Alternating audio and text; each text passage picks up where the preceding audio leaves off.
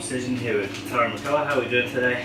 All good, Adam. How's you? Not too bad. Obviously kitted out for the sun. We're getting a little bit. That's it. Just getting ready for a bit of training here. First session of the day. Looking forward to it. Yeah, good stuff. You've obviously got a big fight up coming up. Defending the European title down in Newcastle.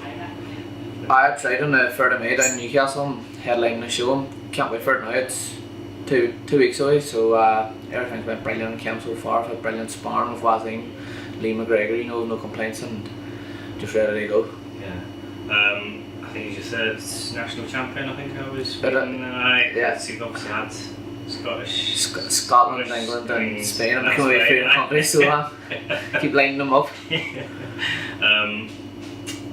He's obviously an opponent of our Rodriguez. You can't underestimate, I guess. No, definitely not. I've had a look at him, and Danny's had a more thorough look at him, and he's an awkward opponent. You know, hands down by his waist and does a move. He won't come to me at all. So definitely not underestimate him. I'm expecting a tricky fight, but I'm full of confidence and believe that I'll win on the night. Yeah. You obviously meant to fight in last month. Yeah. Obviously pulled out because of this fight. Yeah. Tough decision to make, but probably the right one in the end. It was. It was the day before the fight was supposed to be. I got the call and I was sitting skipping the last bit of my weight off with a sweatsuit on. So I was more or less ready to weigh in, and I got the call saying you've got this fight and it's up to you, but anything could happen. And at the end of the day, it was the best decision to pull out and not risk anything, because it was only a warm-up fight anyway. It would have been nice to get the fight if it was gutted for me fans that had bought tickets off me and that, because I know they were looking forward to it. But a good feeling was coming over to Newcastle, and there'll be more fights back in Belfast, or hopefully one day Derry. Yeah. I guess obviously you're sort of saying you can't. It takes one head clash or a punch to cut you, and obviously that. That's exactly it. I've never had a cut or anything before, but when you know if I had a fought in that fight, that would have been it. Exactly. So better safe than sorry, I suppose, at the end of the day. You've been to Newcastle before? I have, but it wasn't boxing related. Great city. Well, you can enjoy it again afterwards, I guess. Definitely. Funnily enough, I'll have a stag party or 2 weeks afterwards, so hopefully I'll be doing a bit of celebrating over there in 2 weeks afterwards, and not come and drown in my sorrows. How have you found sort of this last year? Because obviously I think it was last June that you fought Joe for the Celtic title. That was obviously sort of your first, I guess, big step up. And how have you found it sort of since then? It was, as you say, it was my first. How would I put it? It was the first time that I wasn't expected to steamroll a person, maybe, or it was my first real step up where someone would call maybe a 50-50 fight. Again, I believed I was going to win, and I got the result on the night. And since then I fought Josh Kennedy as well. He was also undefeated. It was 2 undefeated lads back to back. And I've got the taste for them big fights now, and I love them. It's a bit more difficult to step back down like that previous fight was. It was hard to get up for it in a sense. I was still training properly and that, but it just doesn't have the same buzz or atmosphere about it. And I just want bigger and better fights from here on out. Like I say, obviously, it just makes going to the gym and getting yourself out of bed a bit easier each day if you've got a big title fight, rather than say like a 6 rounds or something. 100%. You just push yourself that extra bit more and put that extra bit in the gym, and you just love it. The whole buzz, fight week, everything. It's unbelievable. Yeah. That fight with Joe, obviously, I think you got dropped pretty early on in that. Yeah. You looked more annoyed than anything. I think I remember at the time when you didn't look hurt, you just looked pissed off with yourself, to be honest. How did you find that sort of, and then just recovering from it? It was a great shot by Joe. No, not taking anything away from him, but it was a stupid shot on my behalf to get caught with. It was the last 10 seconds of the round, and I just walked right into it with my chin in the air, and I just remember thinking, because there was one in that round, I remember thinking, fuck's sake, what's a 10-8 round to him now? And as you say, it was more disappointment and annoyance at myself that I did get caught with it and walked on it.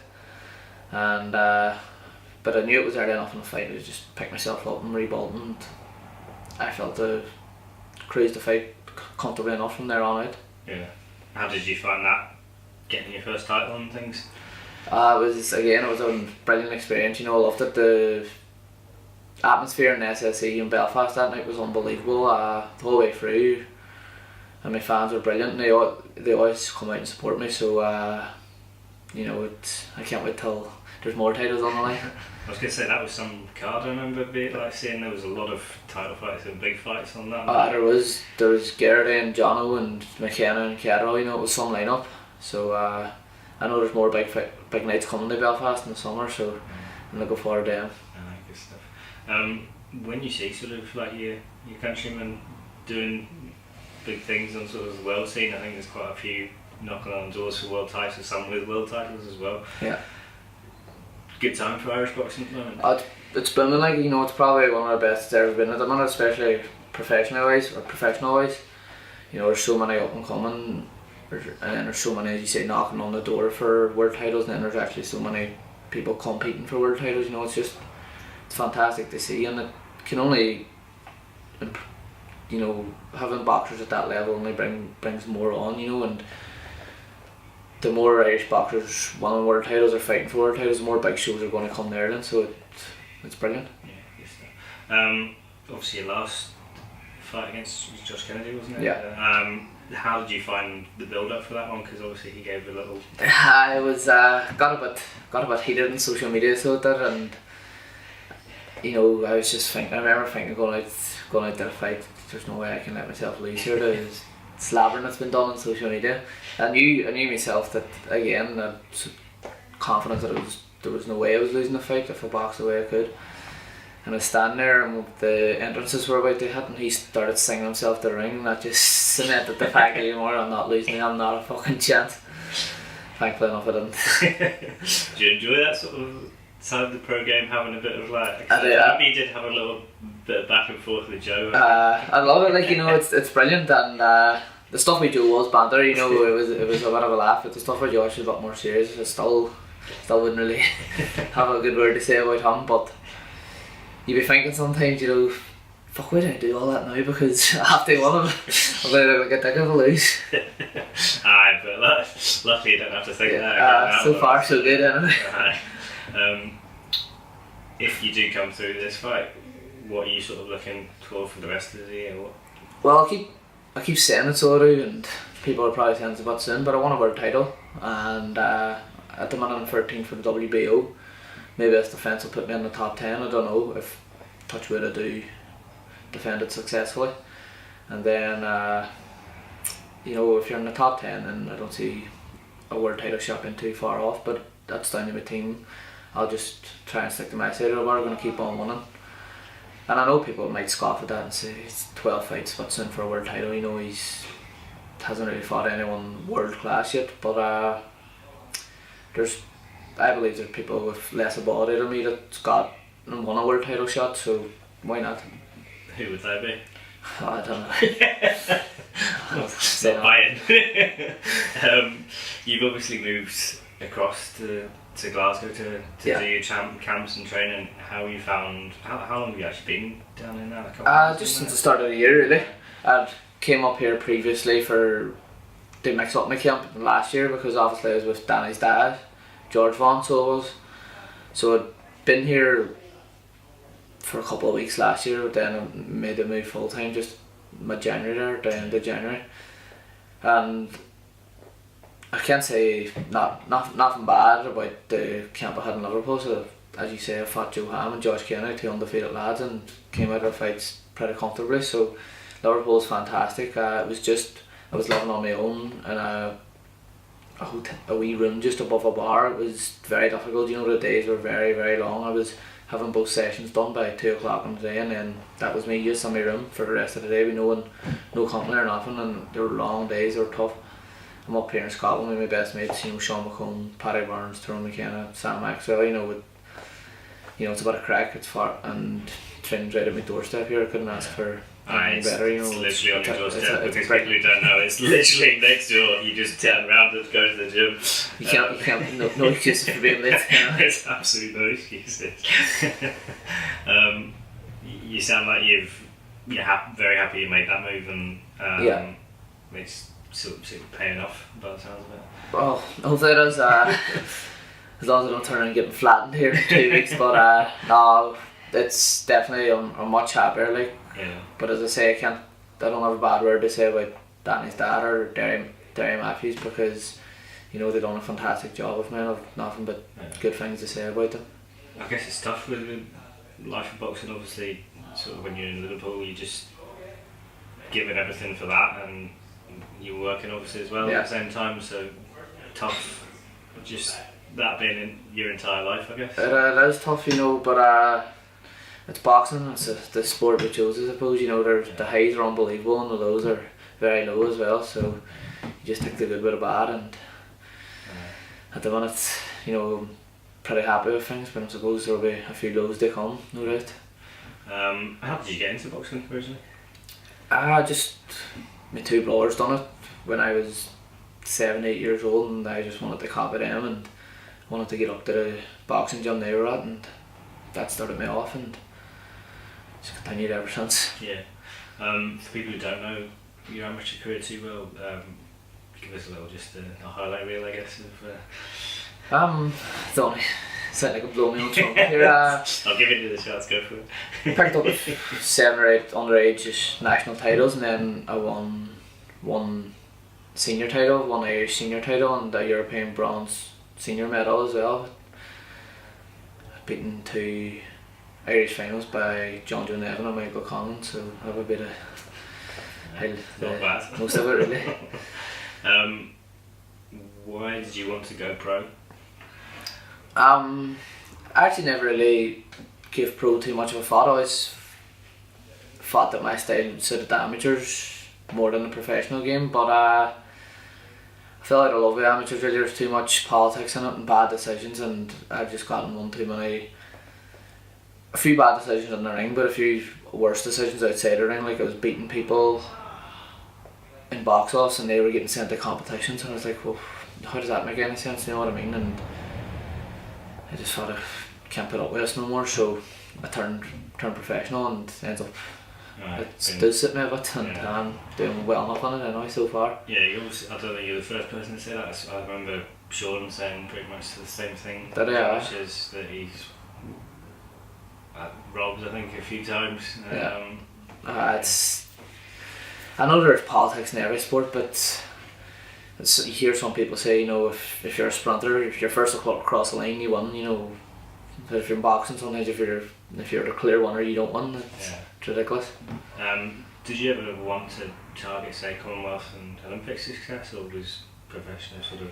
I went to the Commonwealth Games back in 2010, and I always dreamed of going to the Olympics. But as I say, sometimes it's beat fair and square and didn't make the qualifiers. But other times, I beat people and they got sent to the qualifiers, and it's like, and then they come around once every 4 years. So you're thinking to yourself, do I have another 4 years of training on me to turn around and get a bad decision or not get sent to a qualifier?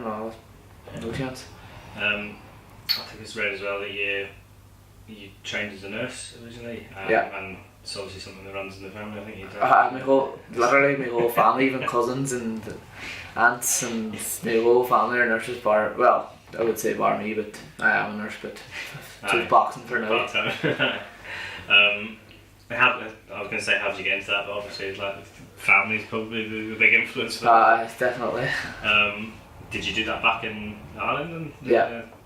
How did you find sort of being a nurse? And obviously, I think you've given it up completely now, haven't you? Well, I wouldn't say given up. It's just on a long break until, because I need to give boxing, my full attention for the next couple of years, and if I don't get to where I want to be in boxing, then I'll always have that to fall back on. Yeah. But it's great to have to fall back on, you know what I mean? Because a lot of people come out of boxing without, they don't know what to do in, because boxing's been their lives. Yeah. And it must be tough, going from that to nothing. Yeah. Were you nervous taking the plunge to full time, moving away from the career for a bit? Well, not really, because I had been doing it full time more or less anyway, and just picking up the odd shift in nursing. I've never really juggled the both at the same time, so boxing has more or less been full time since I turned professional. Yeah. It's obviously not a career that I think it's only 1 in 10 that is a male on. Yeah, Something like that. It's ridiculous numbers. I know, 1 in 10 is right. So, and that's why I wore a pair of scrubs out when I fought Joe Ham at the SSE to try and highlight that and show that there's a want there for more male nurses, especially in Ireland and the UK. Yeah. Obviously close as well. I think you've the past MTK DERRY, like you've spoken about depression and things like that. That's obviously something that's close to you. Yeah. Do you mind just telling us about your dad at all, if that's alright? Or sorry? Would you mind telling us about your dad at all? I think you'd mentioned. It's my dad is he's trained both in mental health nursing and general nursing, but he suffered from depression himself. He's manic depression.